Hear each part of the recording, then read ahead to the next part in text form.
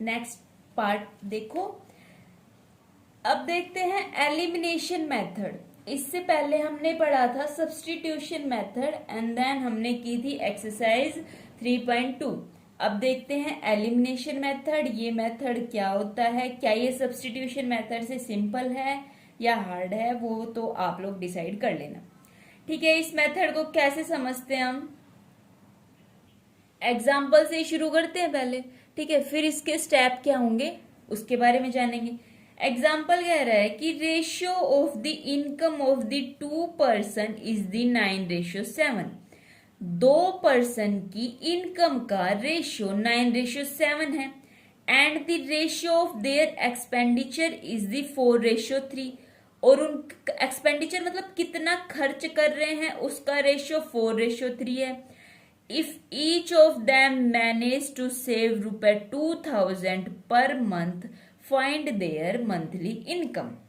ठीक है, तो देख लेते हैं, डिनोट कर लेते हैं दोनों पर्सन की इनकम को। मैंने रेशियो गिवन है 2 पर्सन का 9:7, तो इनकम 2 पर्सन की मैंने क्या मान ली, तब भी रेशियो में गिवन होते हैं, देन उसको मैं 9x एंड 7x लिख सकती हूँ।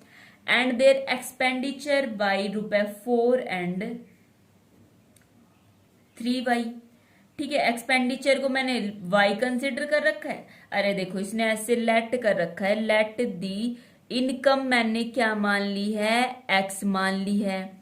एंड एक्सपेंडिचर मैंने क्या मान लिया है, y मान लिया है। एक्सपेंडिचर का रेशियो 4:3 है, इनकम का रेशियो 9:7 है। ठीक है, तो देखो 9x माइनस 4y किसके इक्वल हो गया, 2000। अब ये कैसे हुआ, ये लाइन पढ़ो, each of them manage to save ₹2,000 per month. पहले वाले की इनकम इतनी है, खर्च इतना किया, बचाना कितना है 2000।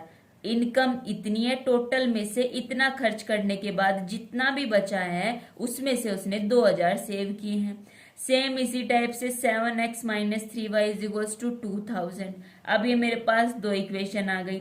अभी तक कौन कौन से मेथड पढ़े हैं, graphically method and substitution method. अब ये एलिमिनेशन मेथड क्या कह रहा है, इसका नाम ही देखो, एलिमिनेशन मतलब एलिमिनेट। एलिमिनेट मतलब हटाना, उसको रिमूव करना। किसको रिमूव करना, ऑफ कोर्स एक ही वेरिएबल को रिमूव करके एक वेरिएबल के अंदर मेरे को इक्वेशन लेके आनी है एंड देन उसको सोल्व करना है।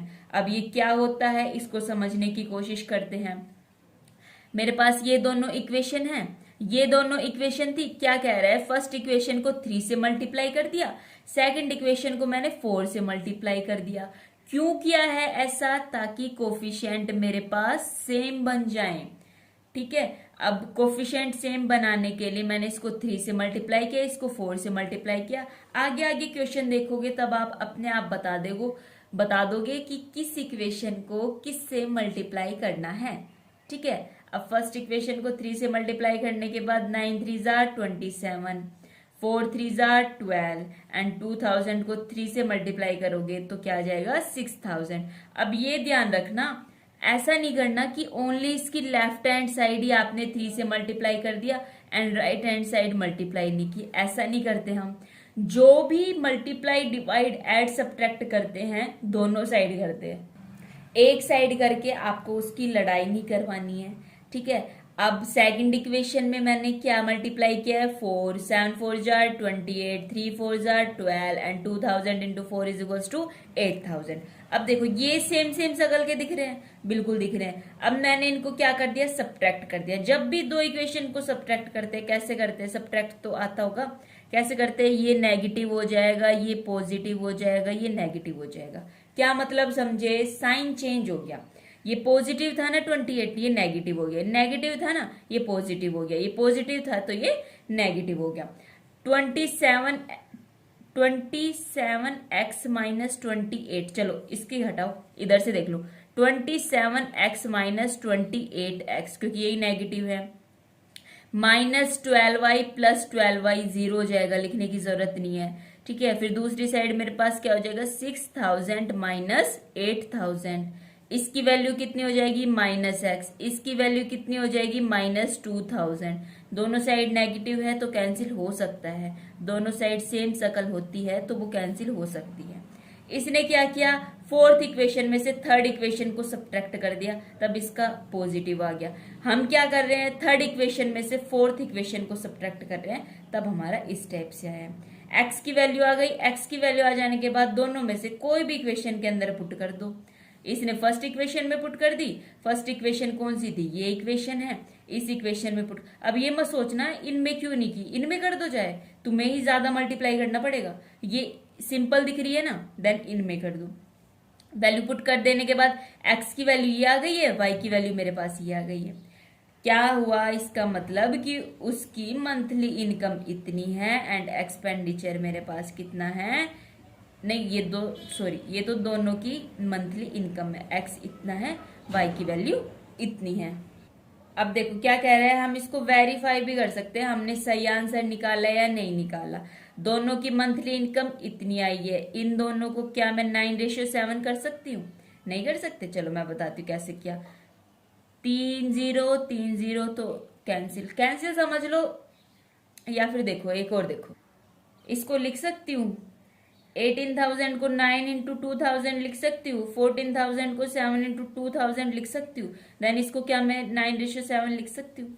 तो उस टाइप से ओके, ठीक है। अब this method is use in solving the example above. अब जो ये मेथड आपने यूज किया है ना, इसी मेथड को एलिमिनेशन मेथड कहते हैं। हम एलिमिनेट करेंगे एक वेरिएबल को एक इक्वेशन से linear equation in one variable get करने के लिए। कह रहा है जैसे x को एलिमिनेट किया ना हम, वैसे y को भी एलिमिनेट कर सकते हैं, या जैसे y को एलिमिनेट किया वैसे x को भी एलिमिनेट कर सकते हैं। ये आप अपने आप ट्राई करके देख सकते हो, ठीक है। तो ये मेथड क्या कह रहा है, first multiply both the equation by the some suitable non zero constant, क्या बनाने के लिए, उनके coefficient of one variable numerically equal बनाने के लिए। जैसे उधर 12 बनाया था, उसको कैंसिल करने के लिए। तब ऐड करना है या सब्ट्रैक्ट करना है एक इक्वेशन को दूसरी इक्वेशन में से, वो तो हम देखेंगे। ऐड करने पे कैंसिल हो रहा है या सब्ट्रैक्ट करने पे कैंसिल हो रहा है, so that one variable get eliminated. इस टाइप से करेंगे हम, या ऐड या सब्ट्रैक्ट, कि एक वेरिएबल वहां से क्या हो जाए, रिमूव हो जाए। If you get an equation in the one variable, यदि वन वेरिएबल में इक्वेशन आ गई तब इस देन स्टेप नंबर 3 पे जाओ। If in the step 2 we obtain a true statement involving no variable, जिसके अंदर कोई वेरिएबल ही नहीं है, then the original pair of equation has the infinite many solution। यदि हमने ऐसी इस टाइप की कोई सिचुएशन फाइंड कर ली, then infinite many solution। if we obtained a false statement 1 equal to 0 type में समथिंग कुछ, then has the no solution, मतलब वो इनकंसिस्टेंट हो गया। स्टेप 3 कह रहा है सोल्व करनी है equation in the one variable, so obtain to get its value. Equation in one variable को सोल्व करना आता है, ठीक है। फिर सब्स्टिट्यूट करनी है इस x की वैल्यू को is either of the original equation के अंदर, क्या गेट करने के लिए, वैल्यू ऑफ अदर वेरिएबल। अभी अभी एग्जांपल देखा है, उससे अच्छे से समझ में आ गया, ठीक है, वेरी गुड। दूसरा और एग्जांपल देख लो, वहां से समझ में आ जाएगा। कह रहा है use the elimination method to find the possible solution of the following pair of linear equation. मेरे पास दो लीनियर इक्वेशन दी हुई है, तो इसका फर्स्ट स्टेप क्या है, इन दोनों को इस टाइप से सुटेबल नंबर से मेरे को मल्टीप्लाई करना है कि एक वैल्यू को मैं रिमूव कर सकती हूँ। तो आप क्या देख रहे हो इधर से, क्या पॉसिबिलिटी देख रहे हो, क्या मैं इसको यदि 2 से मल्टीप्लाई करूँ तो 2 इंटू 2 4 हो जाएगा। तो देखो इसको 2 से मल्टीप्लाई कर दो, इसको 1 से मल्टीप्लाई कर दो, दोनों साइड मल्टीप्लाई करना है। Then 4x + 6y = 16, 4x + 6y = 7। अब ये तो सब कुछ ही रिमूव हो गया, 0 = 9 आ गया, तो ये फॉल्स स्टेटमेंट हो गई।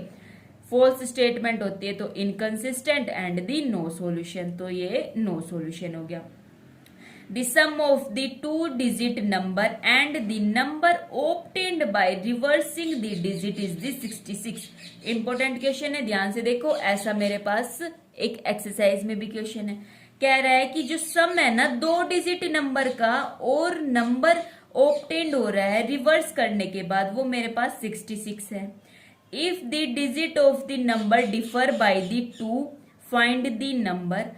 How many such number are there. ठीक है, 1 to 1 लाइन समझने की कोशिश करेंगे।